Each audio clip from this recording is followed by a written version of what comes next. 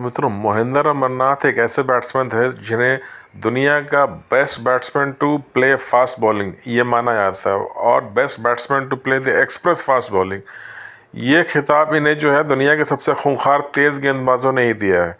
इमरान खान अपने किताब all round view में लिखते हैं कि he is the best batsman in the world to play fast bowling. वही सुनील गावस्कर ने अपने किताब आइडल में भी ये बात लिखी है।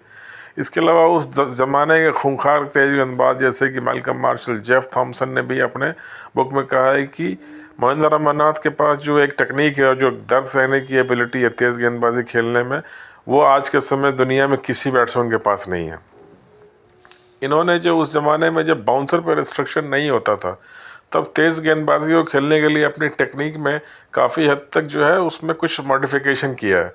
जैसे कि इन्होंने बीच में तेज़ गेंदबाजी का बेटर व्यू लेने के लिए अपनी स्टांस को एक ओपन चेस्ट स्टांस कर लिया था, या फिर उन्होंने एक दूसरा मॉडिफिकेशन किया था कि ये देखिए इनका वजन बिल्कुल पिछले पैर पे होता था, जिससे कि हुक पोजीशन में आने में इन्हें बहुत आसानी होती थी। केवल पिछले पैर पर लीन करके जो है बॉल को ये आसानी से हुक कर लेते थे, तो उसमें जो है इन्हें आधा एक सेकंड बच जाता था। यानी कि जो नॉर्मल बैट्समैन अपना वजन ट्रांसफ़र करते हैं पिछले पैर पे, उसके बाद वो हुक या पुल की पोजीशन में आते हैं, वो नहीं। इनका 60-70% वेट हमेशा पिछले टांग पे रहता था, और अगर बॉल शॉर्ट पड़ती थी तो वो सीधा उसी पैर पे खड़े खड़े जो है ये बॉल को हुक कर लेते थे आसानी से।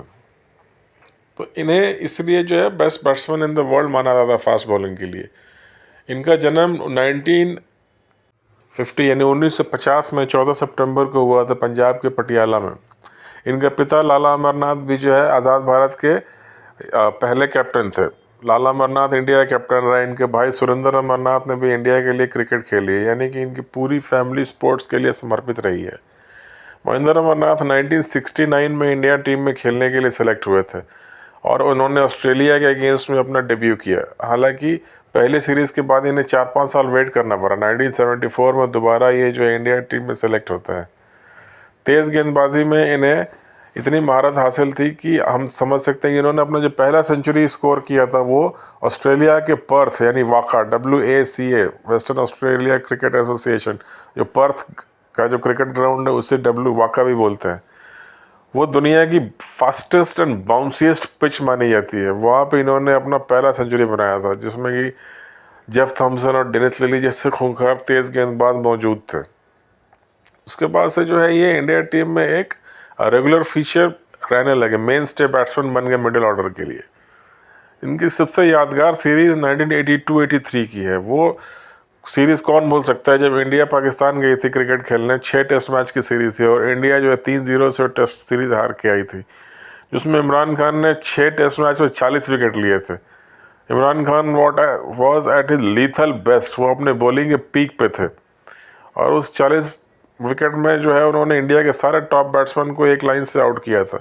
India second test, third test और फोर्थ टेस्ट तीनों टेस्ट लगातार हारी थी पाकिस्तान से, जिसमें गुंडप्पा विश्वनाथ जैसे बैट्समैन का भी करियर एक तरह से ख़त्म हो गया था उस डिज़ास्टरस सीरीज़ में। लेकिन मोहिंदर अमरनाथ जो है उस सीरीज़ में उभर के सामने आए। उन्होंने 400 से कुछ ऊपर रन स्कोर किए, और आपको जान के ताज्जुब होगा कि उसमें जो मैन ऑफ द सीरीज़ का अवार्ड था वो इमरान खान के साथ साथ जॉइंटली मोहिंदर अमरनाथ को भी दिया गया था। यानी he was the only saving grace. कहते हैं कि एकमात्र इज्जत बचाने वाला जो चेहरा था वो मोहिंदर अमरनाथ का ही था, ऑल्दो इंडिया और टेस्ट सीरीज़ हार गई थी। इन्हें कहते हैं कि दर्द सहने की काफ़ी आदत थी। ये फास्ट बॉलिंग के सामने बाउंसर देख के सिर्फ नीचे नहीं झुकते थे, डक नहीं करते थे, बल्कि उसे हुक करने की कोशिश करते थे, और उसमें कई बार इन्हें चोट लगी। एक बार रिचर्ड हैडली की बॉल पर इनके स्कल में हेयरलाइन फ्रैक्चर आ गया था। एक बार इमरान खान की बॉल लगी थी और ये बेहोश हो गया था क्रीज के ऊपर। वहीं मैल्कम मार्शल की एक बाउंसर इनके चेहरे पर लगी थी और इनका दांत टूट गया था। और वो 1983-84 के आसपास इंडिया वेस्ट इंडीज़ खेलने गई थी, तभी की बात है। और उसमें जो है कहते हैं कि वो मैल्कम मार्शल की बॉल से जो इनके दांत टूटे थे, उस जबड़े में इतनी सूजन थी कि केवल वो आइसक्रीम खा के उन्होंने वो पूरा टेस्ट मैच खेला था, कुछ खाया नहीं जाता था इनसे। उस बाउंसर लगने के बाद ये रिटायर होकर वापस जाते हैं, और जब वापस क्रीज पे आए बैंडेज पट्टी करा के, तो फिर माइकल होल्डिंग ने दोबारा बाउंसर मारना शुरू किया। लेकिन उस बार उन्होंने हुक करना शुरू किया और माइकल होल्डिंग की कई बॉल पे उन्होंने बाउंड्री और 6 लगाया था।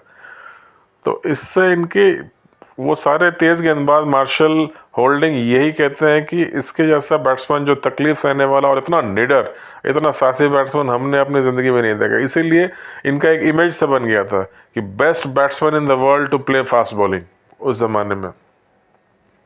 हालांकि उन्होंने जो है इनकी टेक्निक में कहीं कुछ फ्लॉ ढूंढा और 1983 वाला जो वर्ल्ड कप सीरीज़ था जिसमें कि इंडिया जीत के आई थी 1983 वर्ल्ड कप, उसमें मैन ऑफ द मैच ये रहे थे फाइनल में, हम सबको याद होगा, जब इन्होंने 80 बॉल खेल के मात्र 26 रन बनाए थे।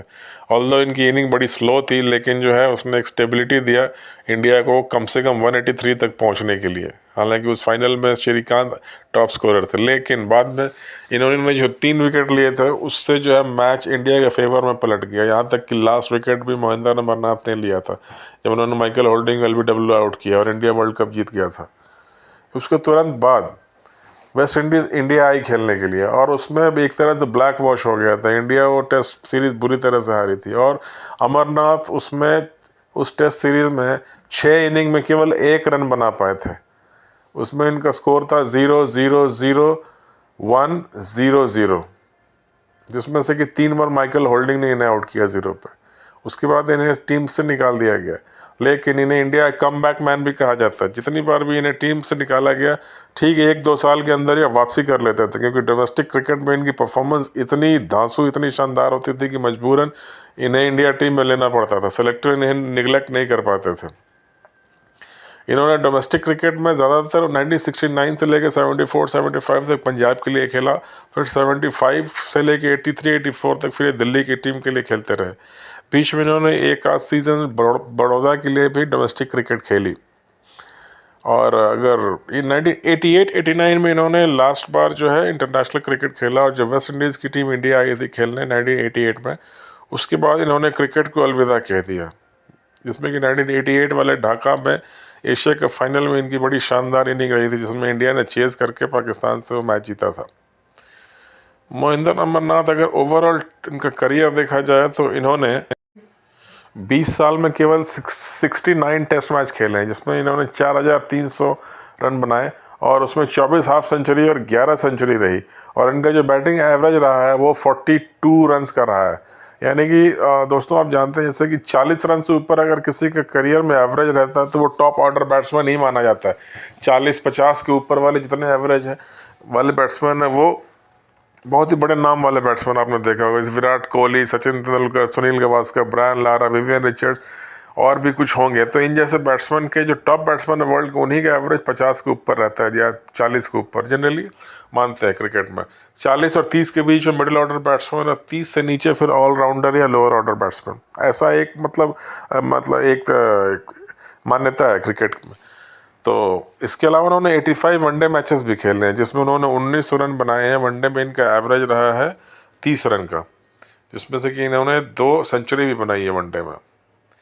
महेंद्र अमरनाथ का टेस्ट हाईएस्ट रहा है 138 और वनडे हाईएस्ट रहा है 102 रन्स का।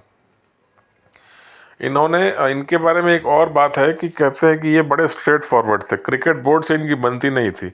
कई बार इन्होंने जो है कुछ ना कुछ उल्टा सीधा बोल दिया है क्रिकेट बोर्ड के सेलेक्टर्स को। इंडियन जो BCCI board of cricket control of India है उसके सेलेक्टर्स को इन्होंने एक बार बंच ऑफ जोकर्स भी बोल दिया था, जिस कारण इन्हें बार बार टीम से निकाल दिया जाता था।